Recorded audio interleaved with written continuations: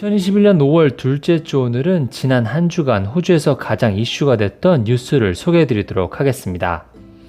MKL 시드니입니다.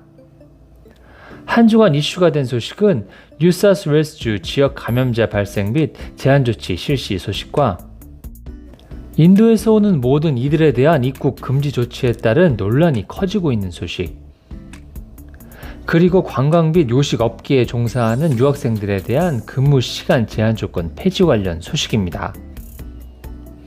안정세를 보이던 뉴사우스웨일스주에서 지난 5일 지역 감염 확진 사례가 나왔습니다. 확진자는 시드니 동부에 사는 50대 남성으로 보건당국은 이 확진자가 어떻게 바이러스에 감염되었는지 여전히 조사 중이라고 밝혔는데요. 최근에 해외여행을 다녀온 적이 없고 일선 의료업계나 방역 분야의 종사자도 아닌 이 남성의 바이러스 염기 서열은 미국에서 돌아온 해외 입국 확진자와 동일한 유전적 염기 서열을 갖고 있는 것으로 나타났습니다. 보건당국은 격리호텔의 확진자 바이러스가 어떻게 이 남성을 감염시킬 수 있었는지 연결고리를 찾기 위해 노력 중입니다. 이후 이 남성의 아내도 확진 판정을 받았으나 기타 밀접 접촉자 9인은 음성 판정을 받는 등 아직까지는 추가 감염자가 나오지 않은 상태입니다. 하지만 이 남성은 감염 상태였던 4월 30일부터 격리 직전인 5월 2일까지 본다이 정션, 실버워터, 마스코트, 러시카터스베이에 이르기까지 수많은 공공장소를 다녀간 것으로 확인이 되면서 또 다른 지역 감염자가 나오지 않을까 하는 우려는 여전히 남아 있습니다. 지역 감염이 발생함에 따라 뉴사우스웨일스주는 시드니 광역권과 센트럴 코스트, 블루마운틴, 울릉공 지역에 6일부터 3일간 제한 조치에 들어갔는데요. 원래는 어제 자정을 기해 해당 제한 조치는 해제가 될 예정이었지만 감염 확산을 우려한 주 정부는 일주일 해당 조치를 더 연장하기로 했습니다.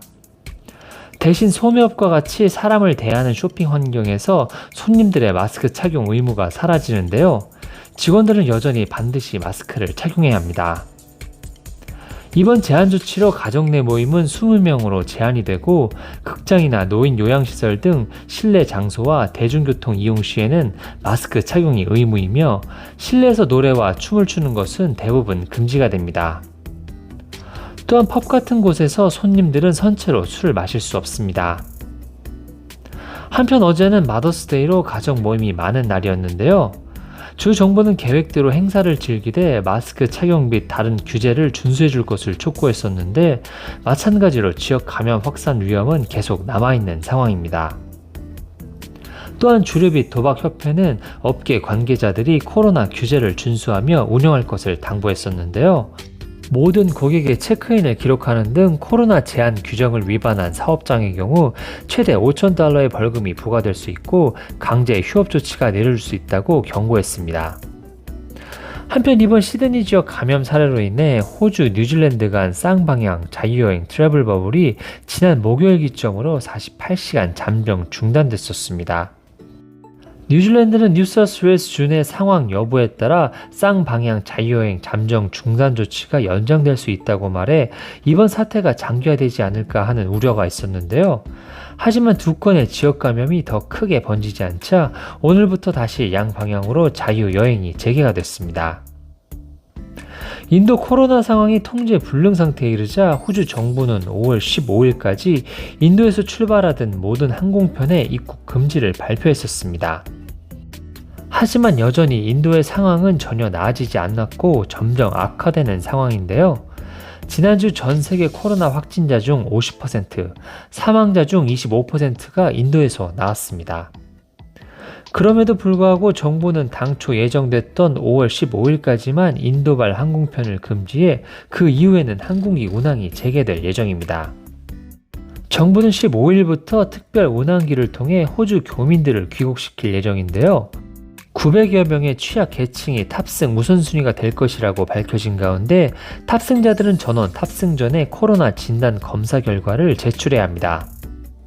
현재 인도에는 약 9천여 명의 호주인들이 발이 묶여있는 상태인데요.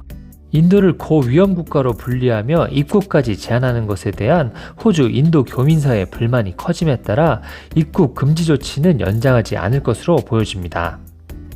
인도에서 호주로 오는 사람들에게 징역형이나 벌금형이 가능하게 하는 등 인도에 14일 이내에 있었던 사람들을 범죄 행위로 규정하는 조치가 발표된 이후에 논란이 계속되었는데요. 이와 관련해 인도에 발이 묶인 73세 남성이 연방 법원에 법정 소송을 하는 등 불만에 대한 심각성은 더욱더 커지고 있습니다. 호주 정부는 그동안 인도발 항공기 입국을 막은 것은 격리시설에서 계속 확진자가 나오는 것을 막기 위한 일시적인 조치일 뿐이라고 해명을 했는데요. 이번 중단 조치로 각 격리시설에서 나오는 확진자 수가 줄어들며 효과를 보이고 있으며 때문에 다시 인도에서 오는 항공편을 받아들일 수 있게 됐다고 강조했습니다. 하지만 미국이나 영국, 유럽이 코로나의 급격한 확산으로 위기를 맞았을 때 정부가 이들 국가에 대해서는 입국 금지 조치를 도입하지 않았기 때문에 이번 조치가 인종차별적 조치라는 비판으로까지 커지고 있는 상황입니다. 이번 주에 2021년, 22년 연방 예산안 발표가 있는데요. 이번 발표에 관광 혹은 요식업계에 종사하는 해외 유학생의 2주의 40시간 근무시간 제한 조건이 폐지될 예정입니다. 호주에는 약 30여만 명의 해외 유학생이 체류 중인데 이들은 합법적으로 방학 때는 풀타임 일이 가능하지만 학기 중에는 2주에 40시간까지만 일이 가능합니다. 하지만 코로나 사태 이후 국경 봉쇄 조치가 이어지며 유학생들과 워킹비자 등 해외 근로자들이 급감하면서 요식 및 관광업계는 심각한 인력난을 호소해왔고 이는 비즈니스에도 큰 타격을 주고 있는데요. 이번 발표가 해당 산업에 큰 도움이 되어 호주 경제 회복에 도움이 될 것으로 보고 있습니다.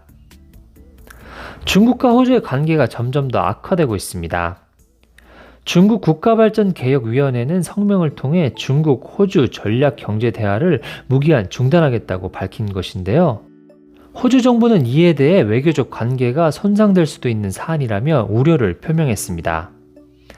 이번 조치는 호주 정부가 중국 기업에 임대키로 한 호주 최북단 항만에 대해 국가 안보 등을 이유로 재검토를 착수하는 등 대중국 제재를 강화하는 데 따른 중국의 반격으로 풀이가 됩니다. 두 나라 관계 악화는 호주가 중국을 겨냥해 코로나 발원지 국제조사를 촉구하면서 시작이 됐는데요. 이후 중국은 호주산 광물, 해산물, 와인 등의 관세 폭탄을 매기며 대응했었습니다. 이후 호주 정부가 빅토리아주와 중국과 맺은 1:1로 육해상 실크로드 업무 협약 계약을 파기하며 더욱 악화된 양국의 감정은 호주가 중국 견제를 위한 안보 협의체 쿼드에 가담하는 등 계속 갈등이 심화되고 있습니다. 이와 관련해 중국은 이런 상황을 호주 탓으로 돌리며 강한 비판을 이어가고 있습니다. 오늘은 뉴사우스웨일스 지역 감염자 발생 및 제한 조치 실시 소식과 인도에서는 모든 이들에 대한 입국 금지 조치에 따른 논란이 커지고 있는 소식, 관광 및 요식업계에 종사하는 유학생들의 근무 시간 제한 조건 폐지와 관련 소식을 전해드렸습니다. 이번 주 호주 주간 뉴스는 여기까지고 다음 주에 다시 찾아뵙겠습니다.